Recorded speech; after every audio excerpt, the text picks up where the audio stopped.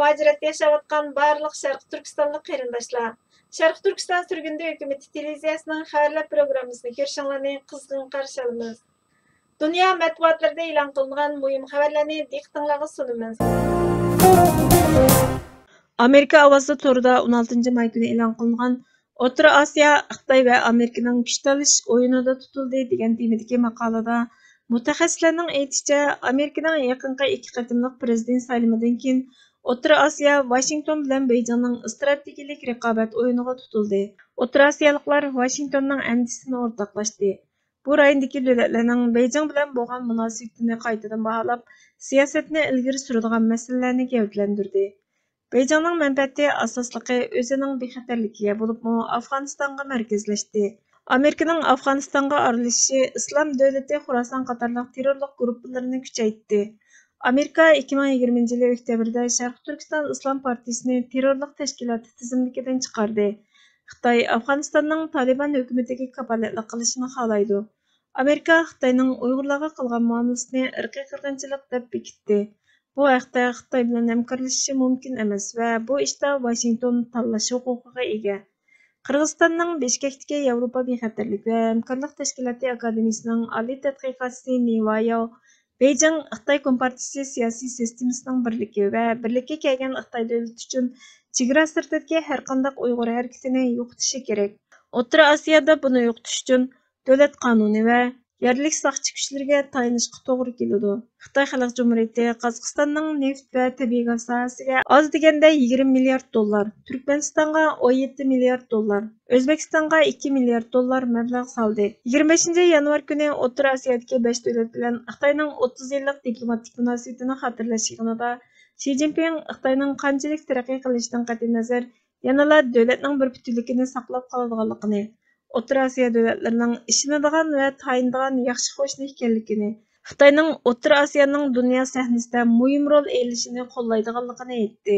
O'rta Osiyo davlatlariga Xitoy Xalq Jumhuriyati bilan bo'lgan savdo munosabatini qaytadan o'ylanish huquqi berish kerak. Amerika Taliban bilan yangidan dialog olib berishi lozim.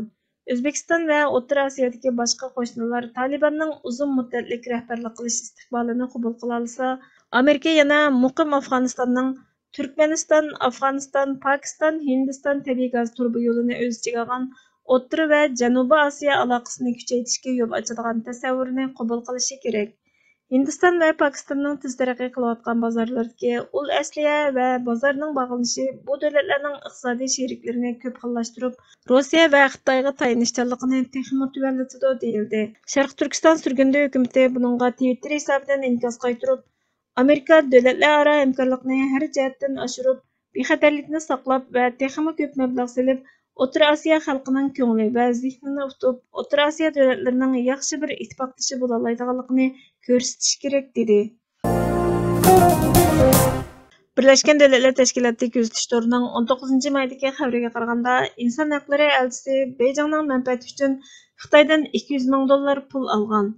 Bir kuzatish tashkiloti bugun Birlashgan Davlatlar Tashkilotining Xitoyning Uyg'ur va boshqa turkiy xalqlarga yurgizayotgan irqiy qirg'inchilik jinoyatini yo'yish uchun olgan 200 ming dollarni Xitoyga qaytarib berishga chaqiriq qildi. Birlashgan Davlatlar Tashkilotining bir taraflama majburlash tadbirining passiv ta'siri bo'yicha alohida bayonotchisi Alayna Dohan Irondagi 11 kunlik ziyoratini oxirlashtirdi. Bu jarayonda u Ironlik inson haqlari faoliyatchilarining o'qituvchilar bilan ko'rishish talabini rad qildi. Dohan Iron hokimiyatining o'tgan hafta davlat miqyosidagi namoyishlarni rayimsizlarcha bostirganligiga ko'z yumdi. Alayna Dohan Lukashenkoning boshqarishidagi Belarus davlat universitetida professor. Birlashgan Davlatlar Tashkilotining 83 betlik oshkorlangan bir hujjatida aytilishicha, Dohan o'tgan yili Xitoydan 200 ming dollar olib, Birlashgan Davlatlar Tashkiloti inson haqlari kengashiga Xitoyning chekidan oshgan xato tashviqotiga yo'l qo'yish huquqini berdi. Buningda Xinjiang ajoyib bir yer otliq hukumat qo'llagan mavhum tashviqot faoliyatimi bor. Dohan Xitoyning 2021 yili 8 sentabrdagi bir tor programmasining boshlamasini chiqarib, Birleşken Devletler Teşkilatı'nın Xitayning 1 milyondan ortiq Sharqi Turkistondagi Uyg'ur va boshqa Türkiye xalqlarini lagerlarga qamash qilmishini yo'qish uchun atalmış Şinjanni qaltis bir yer deb tasvirlagan tashviqot nutqlari va sinlarini qonunliq deb tasdiqlashiga yo'l ochdi. Programmada Xitoyning atalmış Şinjanda yurgizayotgan siyosatining xalqaro xizmat va inson haqlari o'lchamiga uyg'un ekanligini, barliq millatlarning bayashat turmush kechirish irodasini qo'llaganligini tushuntiradigan sillarmi bor. Programmada yana Doğan bilan Xitoyning Jenevada turishliq bosh elchisi Chishu atalmış Şinjandagi millatlarning o'z irodasi va tirishchanligiga tayanib baxtli turmush kechirayotganligini ta'kidlagan. Xitoy ma'muriy Erkin Tuniyaz G'arb bilan Amerikani tanqidlagan. Birlashgan Davlatlar Tashkiloti kuzatish direktori Hilal Noer Amerika, Angliya, Kanada, Yevropa Xitoyga inson haqlari dafsanchiligi tufaylidan jazo yurgizgan ahvol ostida Xitoyning Doğanning inson haqlari ishxonasiga o'z ta'sir kuchini ko'rsatish uchun zo'r darajada mablag' ajratish mumkinchiligini, barliq inson haqlari elchilariga o'xshash Doğanning durustlik, tarafsizlik, mustaqillik prinsiplarini qo'g'dash majburiyatining borligini, Xitoyning tashviqoti uchun $200,000 elishning Birlashgan Davlatlar Tashkilotining asosiy prinsiplariga xilof ekanligini, pulni darhol qaytarib berib, Xitoyning tashviqotini qilib, jinoyatiga yordam qilayotganligidek gumonni yo'qotishni talab qiladiganligini, Birlashgan Davlatlar Tashkilotining boshlig'i Guterres, Oliy komissari Michelle Bachelet, Amerika elchisi Linda Thomas-Greenfieldning Doğanni javobgarlikka tortishini talab qilganligini aytdi. Nikkei Asiyaning 19 maydagi xabariga qaraganda, Nyu-Yorklik bir kishi Beyjingning manfaati uchun o'qituvchilar va faoliyatchilar haqida uchur to'plagan.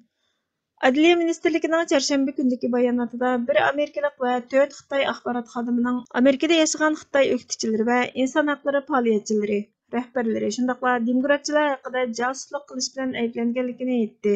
Aybnomada Nyu-York xonishi Wang Shuqingning Xitoy diasporasi va o'qituvchilar to'pi ichidagi o'rnidan foydalanib, Xitoy davlat bexatarlik ministrligiga vakolatan faoliyatchilar haqida uchur to'plaganligi o'ttirg'a qo'yilgan.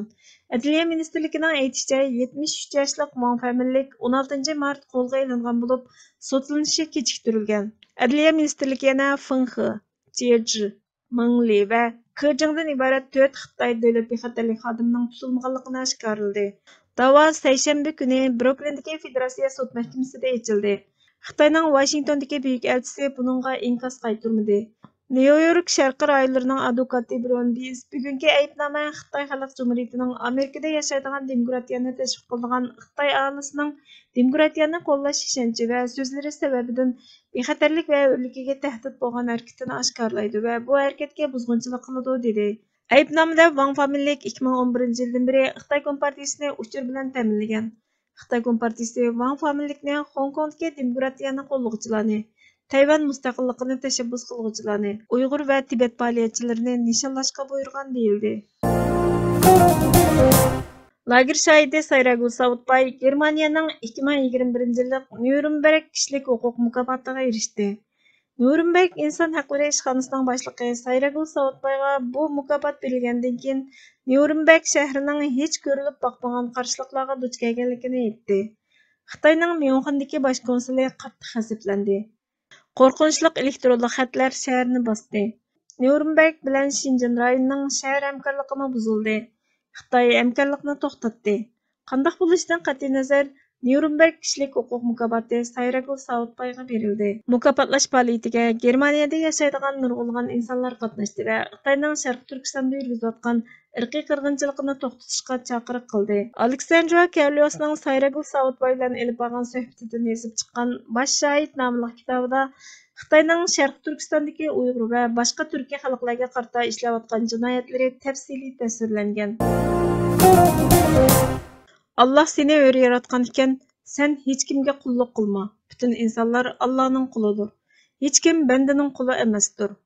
Haqsizlikqa bosh egma, chunki haqqing bilan birga sharpingni yo'qotib qo'ysan, deydi Hazrati Ali raziyallohu anhu. Allah insonga o'ziga nasiba qilib bergan zaminni qo'g'dashni farz qildi. Chunki inson o'z zamini ichida hur va baxtiyor yashay oladi. Shunga Allohning bu omonatini qo'g'dash, saodatga erishishda tuproq uchun barliqni taqdim qilish talab qilinadi. Bu insonning martabasini ikkala dunyoda ustun qiladi. Hurmatli ko'ruvchilar, xabarlarimizni ko'rganinglar uchun ko'p rahmat. Kelar qitimki programmamizda görüşküçe Allah'a amanet bolgaysızlar.